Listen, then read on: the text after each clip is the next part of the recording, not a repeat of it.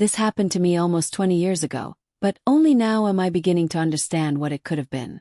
I came across this online forum after compulsively researching a strange psychological phenomenon known as the third man syndrome. It was the dead of winter, one of the harshest, grayest, and coldest I remember experiencing in my childhood, with snowstorms burying the streets. My parents weren't home that night. They were at the hospital because my mother had gone into premature labor, and my father was with her, visibly nervous. For that reason, my paternal grandmother, who was already quite elderly and had mobility issues, had stayed to look after me. It was an old house, a traditional wooden structure, like many that still exist in that old neighborhood, with floors that creaked with every step and icy drafts that seeped in under the window frames. That morning, I was awakened by a strange and deeply unsettling smell. I couldn't explain it with technical precision, but I remember it with a clarity that makes my skin crawl, as if I were smelling it right now in my own living room. It was a very dense mixture of burnt plastic, heavy smoke, and something undeniably metallic, a chemical stench that scraped my throat when I breathed it in. I opened my eyes and everything was dark, but it wasn't the normal, serene and silent darkness of a winter night. It was a denser, more vivid kind of darkness, a suffocating gloom that seemed to have texture. I sat up in bed, deeply confused, rubbing my already burning eyes. And then I saw it clearly. Smoke. Thick, black, toxic smoke that billowed in under the hallway door, creeping across my bedroom floor like a living creature. Froze. Literally, my body stopped responding to any commands from my brain. I couldn't move, I couldn't utter a word, I couldn't even blink. The most primal and absolute terror gripped me.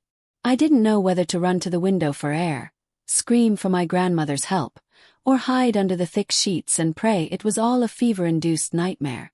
I was only 8 years old, and the overwhelming reality of the house being on fire was too much for my childish mind. Panic left me petrified. And then, just as I began to run out of air and my lungs burned from the smoke, he appeared in the middle of my room. He was an imposing man, dressed in a very old, sturdy, soot-covered fireman's uniform. He was extremely tall, with a commanding presence and a bright flashlight attached to the front of his helmet that completely blinded me for a long second. I didn't hear a door open, footsteps approaching down the burning hallway, or glass shattering. He simply materialized there, standing at the foot of my bed, cutting through the thick smoke with the light from his forehead. He spoke to me firmly, but with an incredibly calm, deep voice, devoid of any trace of fear. He said, "Relax, listen carefully. We're going to get out of here right now, but you have to help me. Get down on the floor, don't breathe the smoke from above." This man's presence radiated such absolute authority and such palpable confidence that the paralysis in my body shattered like glass. Panic gave way to instinctive obedience. I nodded while coughing. He knelt down until he was at eye level, his face partially hidden by his gear, and gestured with his heavy glove for me to get down on all fours on the carpet. He reminded me that clean, breathable air always remained near the floor during a fire. I followed him blindly. When I crawled to the door and we stepped into the hallway, all hell broke loose before my eyes.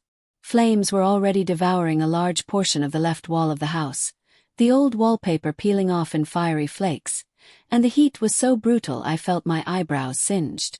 The sound of the fire was deafening, a constant, terrifying roar like a freight train hurtling down the middle of the hallway. I was on the verge of collapsing from fear, retreating toward my room, but the imposing firefighter physically positioned himself between the fiercest flames and my small body. His massive frame seemed to create a shield against the scorching heat. "Don't look at the fire, focus on me. Follow my boots, one step at a time," he shouted over the deafening crack of the wood as it split and crumbled. We crouched low and made our way down the crumbling hallway. Suddenly, in the midst of the confusion, a thought struck me. My grandmother. She was asleep in the master bedroom at the end of that same hallway. Called out her name.